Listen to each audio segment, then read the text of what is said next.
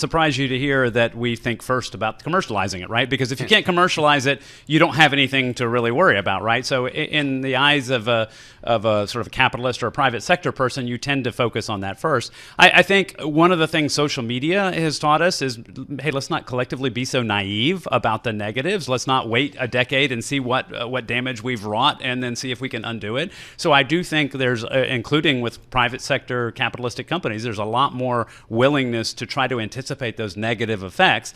But, the OpenAI example is an extreme example of a capitalistic company worth reportedly $80 billion, according to Microsoft, run by a nonprofit with a very different sensibility. And it's not really surprising that you ended up with a very different view of the world. Well, and as we know with social media, you just can't put the genie back in the bottle, right? And the problem is where social media seems to now, in hindsight, be a cancer on society that we can't cure. AI could be like a massive cardiac arrest. I mean, it could just kill us all. But no one can care about that anymore. Since we can make money on it today, it doesn't matter if it's going to destroy society in, decades.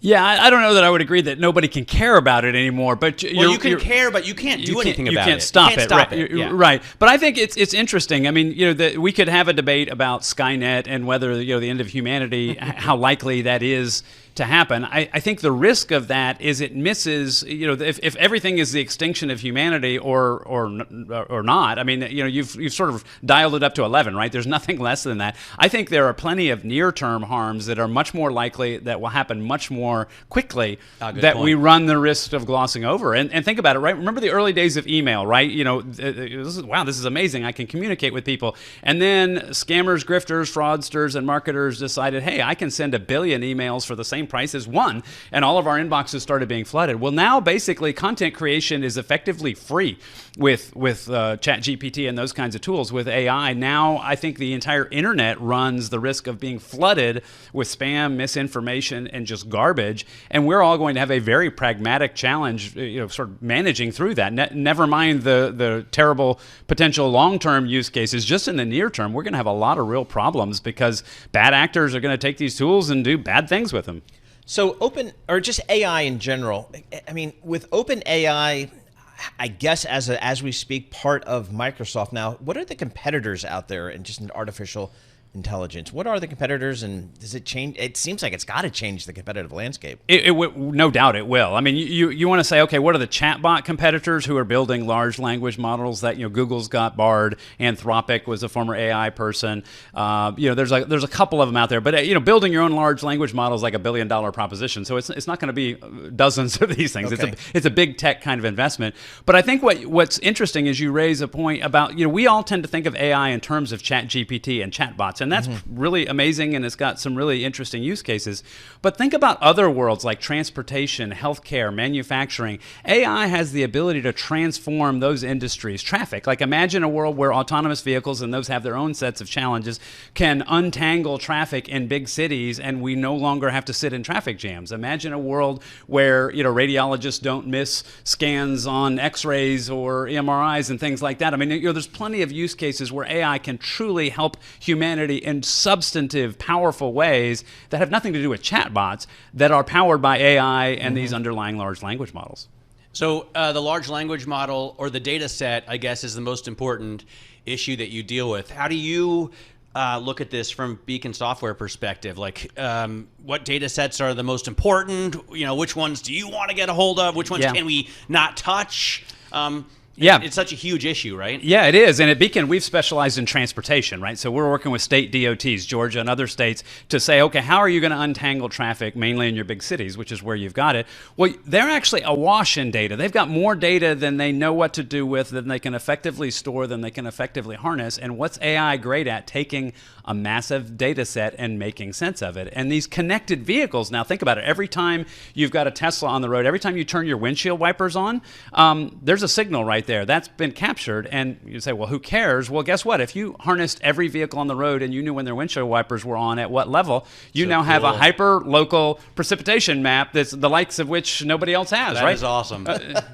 So That's those awesome. kinds of that, right? But Yeah. you've got to be able to capture the data. You've got to be able to intelligently use the data, and you've got to not be able to drown in the data, which is what everybody is facing right now. And AI, to oversimplify, AI has the ability to keep you from drowning in data like you have been. Is there who's thinking about how AI should be managed, regulated? Is anybody thinking about that out there? There's lots of thinking. The question is anybody doing anything about it? So I think, again, let's give credit where credit's due. I think regulators, legislators, and even the companies themselves are thinking about it, are talking about it. And I think there's legitimate criticism. Great, you just want to think and talk about it and never do anything as a way of deflecting. The EU, of course, takes a leadership role in a lot of things around privacy and data protection and all that. Would stand to reason they might take a more aggressive, and they already have started to take steps towards a more aggressive position than the U.S. I think you're going to we are going to ask the big tech companies to be more responsible and maybe sign up to a higher standard than we would have a decade ago. Okay, Microsoft. Okay, Google. Okay, Facebook, Meta. Those types of companies. We're going to expect more out of them. But I think at the end of the day, especially in the U.S., ultimately Congress is going to have to get involved. And great. Yeah, they have a few issues. The questioning coming from our congressman.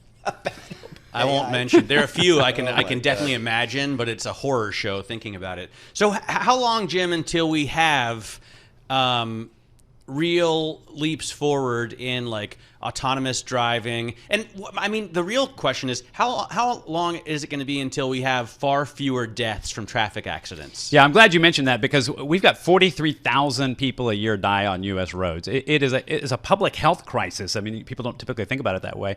And those are human-driven cars. So there's a crying need for that. But we just saw lost over the weekend in all of the OpenAI news, Cruise, the robotaxi company's CEO, stepped down. I don't know if you saw that. Yeah. But you've controversy because they were not open and transparent. There was an incident involving a robotaxi in San Francisco. Somebody was seriously injured. They didn't really quite disclose what happened, and so they lost trust there. And so it's striking to me, this sort of everybody wants to move fast, but if you move too fast, you end up going slower, right? Because all you're going to do is create a backlash. You're going to set the entire industry back a year or two. I don't know what the time frame will be, but I think it's critical that companies involved, and Tesla as being maybe the most notable of this around this autonomous driving, is running the risk of sort of poisoning the well and setting things back because they're being too aggressive. And to the beginning of our conversation, right, what does big tech do? They just know how to do big tech, right? They go fast. I'm a private sector company. I've got to grab adoption while it's there. I've got to move fast. What's the famous line Facebook had? Move fast and break things, right? Yep. Until they realized they broke something maybe significant.